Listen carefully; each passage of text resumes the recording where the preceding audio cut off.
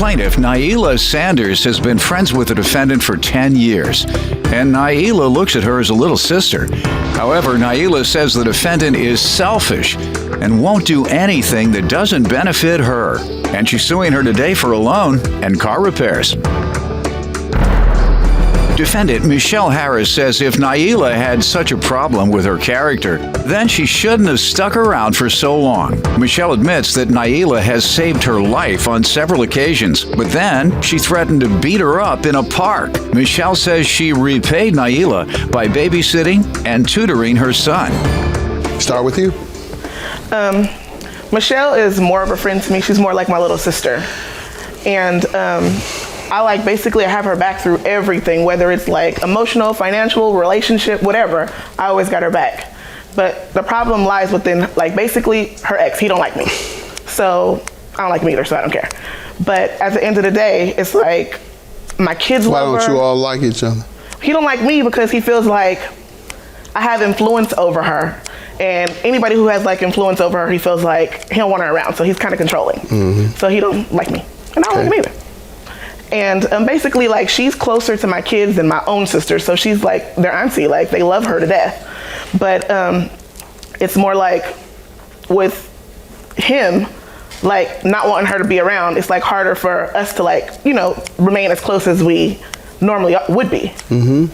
So at this point, she's kind of selfish. She's out for herself. If it don't benefit her, she don't want to do it. And I've told her this numerous times. How long has she been like that? Forever. We've known each other over 10 years. She's always been selfish. You've been telling her that for over 10 years? Maybe not 10 years per se, but a very long time. Okay. But basically it's to the point to where if you want to keep friends, you got to change your ways at some point. Right, 10 years, that's my point. Yeah, and like I said, she's like my little sister. May I say something? Mm-hmm. If there's that much of a problem, then why does she stick around? That's what I was asking her. When did you start this? Clearly you're the same person that cries and writes letters oh, I look up to you, so please don't go there. Oh, I do. Yeah, I do. Yeah. I'd look up to you too if you gave me money all the time. Well, it's not even well, clearly, really, honestly, I felt bad.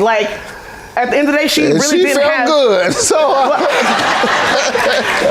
anything else you want to tell me before I get to her and then to the loan? Get to her.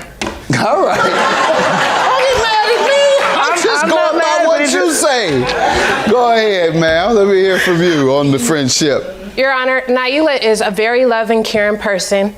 I respect her to the utmost, but she threatened to beat me up at the park. I mean, come on, let's be for real. How old are we? About what? About the loan. Give my money, you ain't gotta worry about that. All right. Other than that, she's been a fine friend to you. Yeah, we've been through a lot together. We traveled to Atlanta. I mean, she's saved my life several times in several different situations, whether it be financial. I look at her like a mother hen because she's older than me. How much older? Not very much, clearly. She's 2 years older than me. However, she is older than me. I don't know the definition of mother hen, so I'm going to leave it alone. I thought it was a negative connotation to call a woman a hen. Any of that. Hen, any of that is a bad thing. All right, go ahead. Well, tell me what suing about. Tell me about the loan and the repairs. Go ahead. Wow. The end of last year, she got into a car accident, which caused the fatality, so the investigation was very long. During this time, I let her use my car, an extra car. And I told her, if something goes, anything, I take care of my car, the maintenance, whatever, that's on you. If I was driving your car, it will be on me. So she had my car, everything was going cool. In January, she lost her job. Apparently, she got behind in some bills, and she got an eviction notice that said 3 days to pay or quit. She couldn't come stay with me. So I agreed to loan her the money, and she signed a promissory note for $2,540, stating that she would pay me back. Let's see it, please. And then, fine, when she got her car money, from the insurance, she would pay me back, that's fine. During that time, about a month later, she calls me telling me my check engine light came on.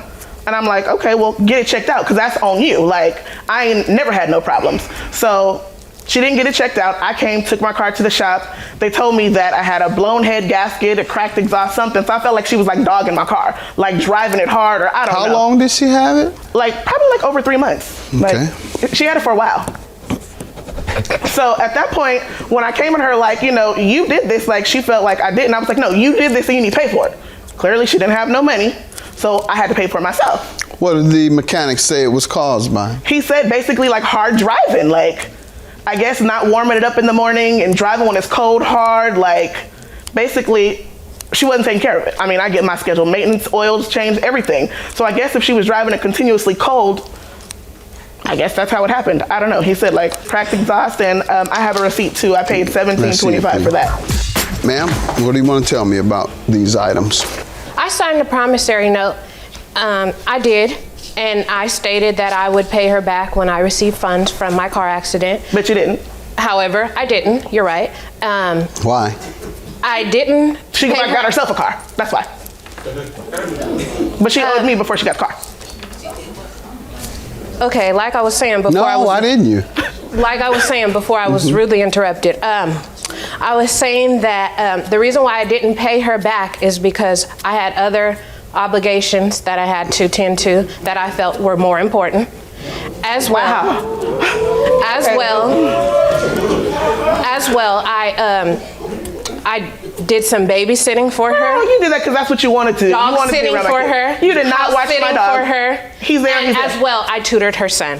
Well, actually, I have a breakdown of what the days that I've tutored for her. Did you put it on the contract? Yeah, exactly. No, we had a verbal agreement. We made a verbal agreement. All right. Stop lying. We're going to write a contract for that. But have a verbal agreement. It's called the parole evidence rule. You can't amend a written contract with a verbal contract.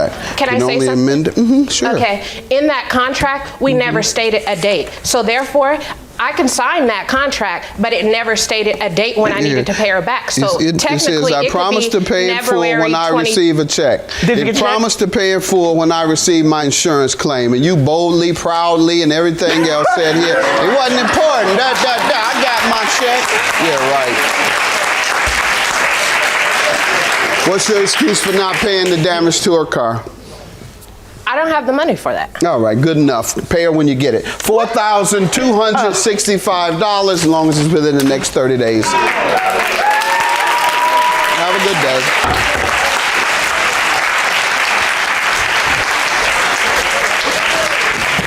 Well, I'm glad that I'm finally going to get my money back, and I still love you, no doubt. You're still my sister. And believe you me, it won't happen again because you ain't getting no more money. At the end of the day, our friendship is priceless. So nothing But can the thing pay for our is, friendship. whenever you get something from somebody, you need to appreciate it instead of trying to have that I don't care attitude when you know you care.